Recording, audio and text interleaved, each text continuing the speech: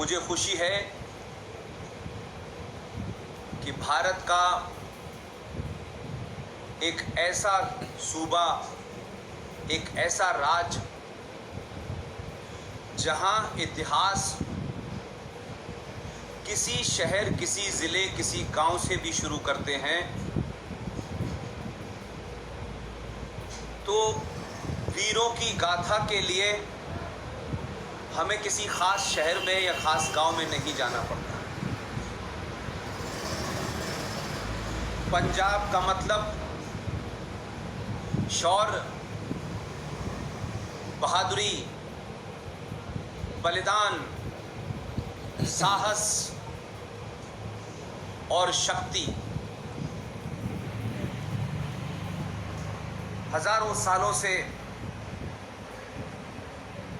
इस मिट्टी ने न सिर्फ शूरवीर पैदा किए हैं बल्कि दुनिया में एक शांति, दुनिया में सौहार्द,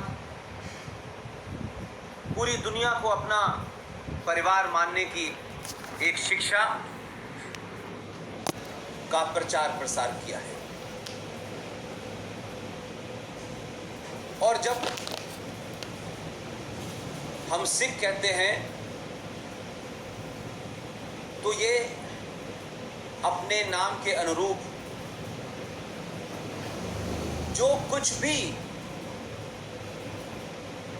इतिहास में पढ़ाया गया, इतिहास लिखने वालों ने बहादुर लोगों का मजाक बनाया, उनकी बहादुरी की गाथाएं जो हर गली में, मोहल्ले में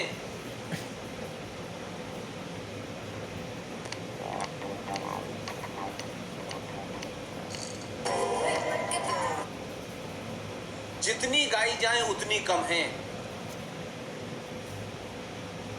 लेकिन आज दुनिया को साहस और पुरुषार्थ की एक लंबी नजीर खड़ी करने वाला समाज आज अपने अंदर बहकावे, झूठ और फरेब के षड्यंत्रों का शिकार हो रहा है। हम जब बचपन में पंजाब के बारे में सुनते थे तो एक अपने अंदर ताकत का और साहस की अनुभूति महसूस करते थे। और ऐसा नहीं है कि 1947 की युद्ध में ही सिखों का इतिहास लोगों को समझ में आया। ये बात अलग है कि राजनीतिक स्वार्थों के चलते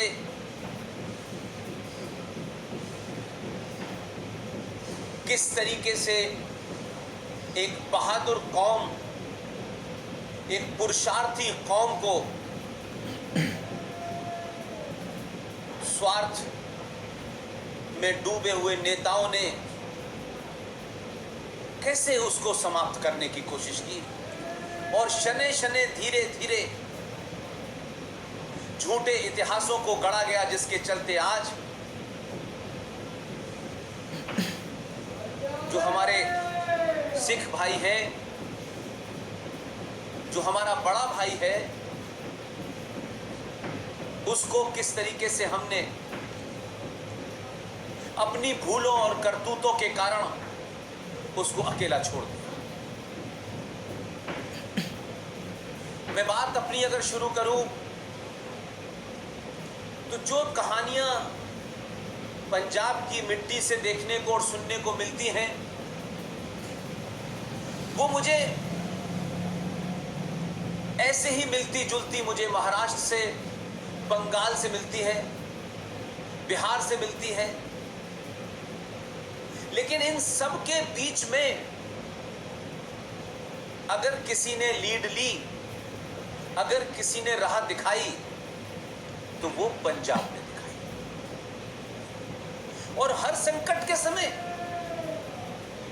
जब इस देश में अनाज का संकट था, जब अंग्रेजों के जाने के बाद इस देश की मिट्टी को बंजर बनाकर जब अंग्रेज चले गए, नील की खेती करके चले गए, ऐसे ऐसे हालात पैदा करके गए ये देश को उठने में सालों लग जाए, तब पंजाब की धरती से पूरे देश को 2 वक्त खाना कैसे मिले, कैसे वो अपने परिवारों को जीवित रखें। हमने बंगाल का अकाल भी देखा, और इस तथाकथित आजादी, ये झूठी और मक्कारी आजादी जो है, हमारे बड़े बड़े नेता जिन्हें हम बड़े आदर्श के साथ नाम लेते हैं, उन सब के षड्यंत्रों का सबसे बड़ा अगर कोई भागीदार इस 1947 में बना है तो सिर्फ पंजाब और बंगाल बना। न सिर्फ ये बांटे गए, न सिर्फ उस तथाकथित कुछ राजनेताओं की दिल्ली में राजनीतिक महत्वाकांक्षाओं का सबसे बड़ा अखाड़ा बना, तो पंजाब और बंगाल बना। पूरे भारत ने इस दंश को तब महसूस किया जब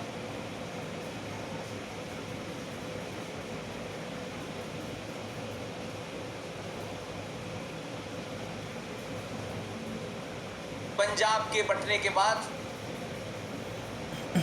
जो एक मुल्क बना इस्लाम के नाम पे, वहां से हजारों लाखों लोगों की लाशें रेलों में भर भर के आईं। महाराजा रणजीत सिंह के दौर का पंजाब, जिसकी राजधानी लाहौर थी, उसी लाहौर से एक एक सरदार को, सिख को न सिर्फ लूटा, और सरदार और सिख तो वो कौम है जिन्होंने कभी इसका गम नहीं किया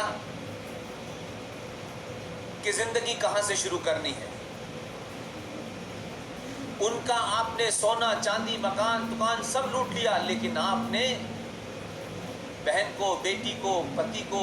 भाई को, उनकी हत्याएं की। लेकिन लुटे पिटे पंजाबियों ने, सिखों ने, सरदारों ने सब कुछ लुटाने के बाद भी